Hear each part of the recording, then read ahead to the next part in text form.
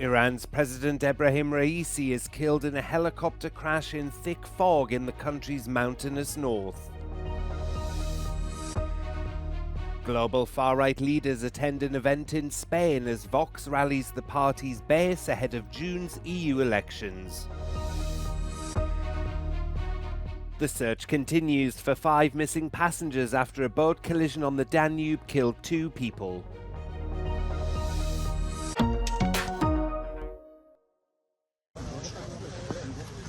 Iran's President Ebrahim Raisi has been killed in a helicopter crash in the country's mountainous north. State media said the helicopter was forced to make an emergency landing in the province of East Azerbaijan on Sunday after getting into difficulties in heavy fog.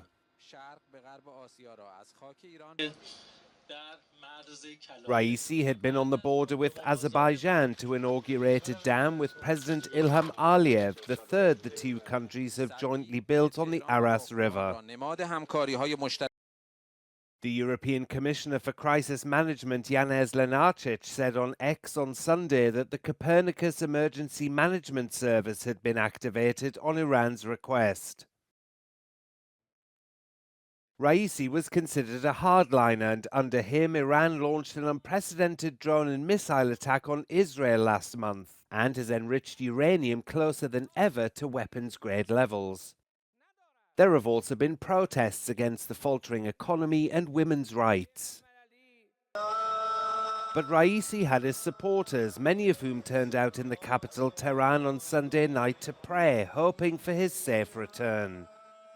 Iran's Foreign Minister Hossein Amir Abdollahian was also on board the helicopter along with several officials and bodyguards.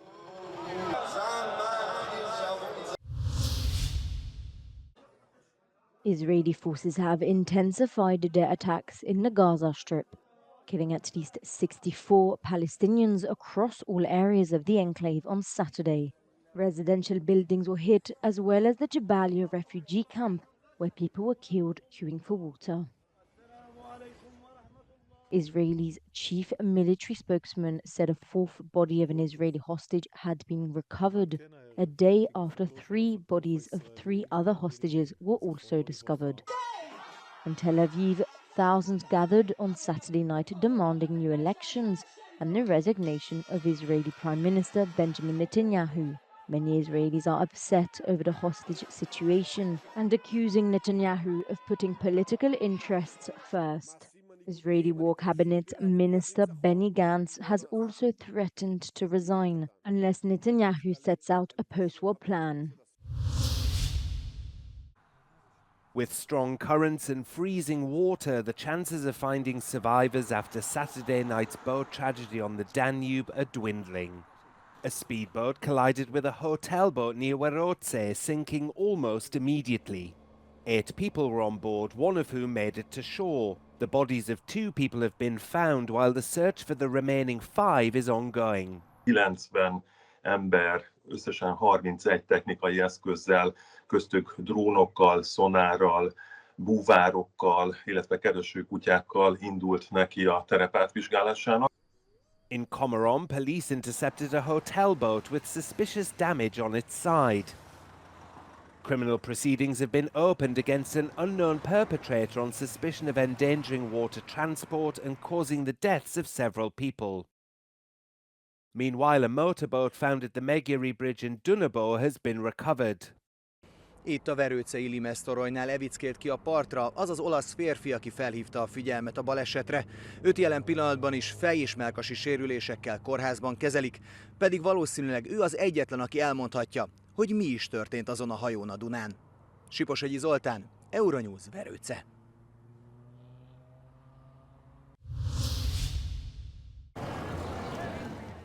Thousands of people in Spain's capital have marched in support of the public health system. They accuse the right-wing regional government of trying to destroy it with spending cuts. Organisers say 200,000 people took part, marching under the banner "Madrid is still standing." Spain's health minister was at the demonstration and said public health is not for sale.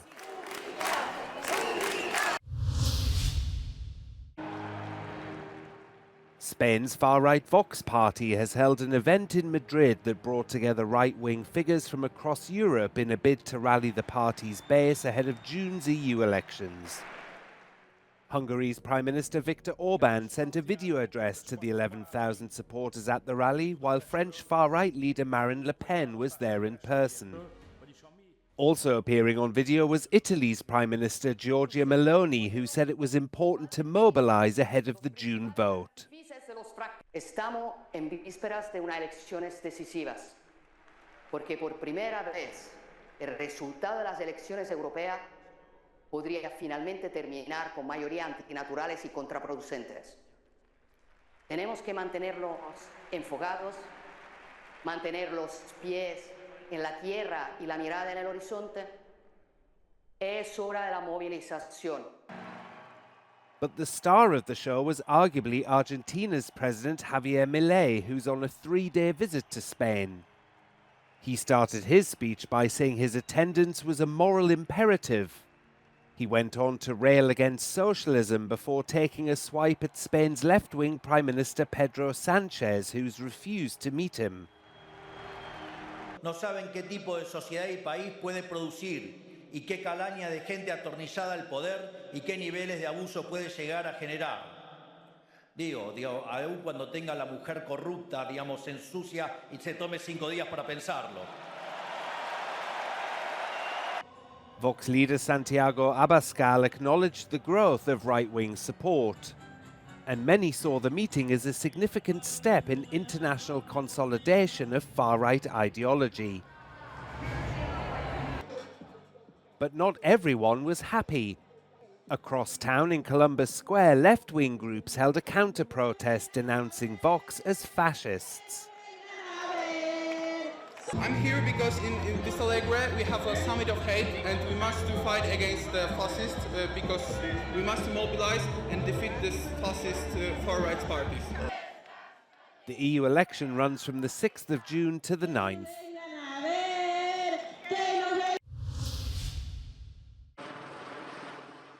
French security forces have been working to retake control of the highway to the international airport in the Pacific territory of New Caledonia.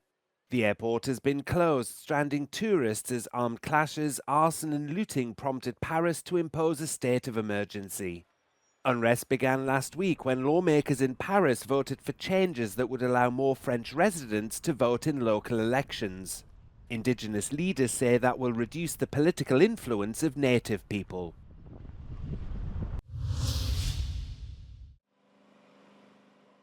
Several European countries have grappled with the aftermath of torrential rains, triggering floods and wreaking havoc in various regions. The eastern Belgian municipality of Vuren has experienced the heaviest flooding in its history. Prime Minister Alexander De Croo visited the area to offer his support. The Bevine stream burst its banks after heavy storms. Although water levels have dropped, 500 families remain without power. In northeastern France, water levels at the Moselle River have reached as high as 40 centimetres, prompting hundreds of interventions by firefighters.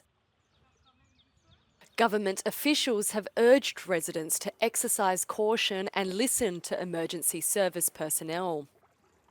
The region was placed on red alert for rain and flooding, which has been lifted.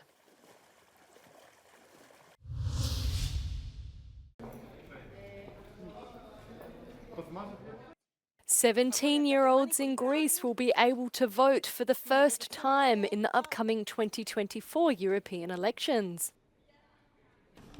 3 students from an Athenian school share their concerns and hopes for the continent ahead of the June poll.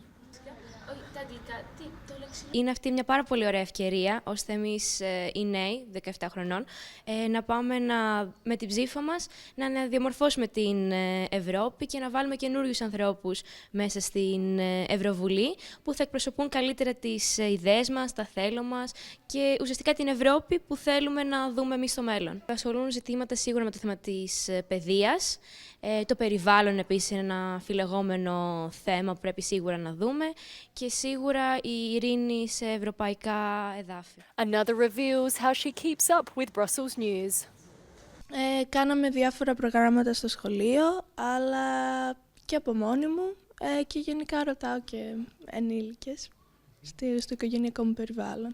Από το διαδίκτυο καθόλου ενημερώνεσαι? Ναι, προφανώς, γιατί αποτελεί και ένα μεγάλο κομμάτι της ζωής της δικιάς μου και όλων των συνομιλίκων μου. A third student is emphatic to vote. Φυσικά και θα ψηφίσω. Πιστεύω πως δεν υπάρχει νέος που να παρατηρεί την κοινωνία του και να μην βρίσκει σφάλματα. Αλλά πιστεύω πως οι περισσότεροι από εμάς νιώθουμε ανίκανοι. Όμως με την ευκαιρία που μας δίνεται η φωνή μας μπορεί να ακουστεί και σε ευρωπαϊκές διαστάσεις και να βγάλουμε εκπρόσωπους οι οποίοι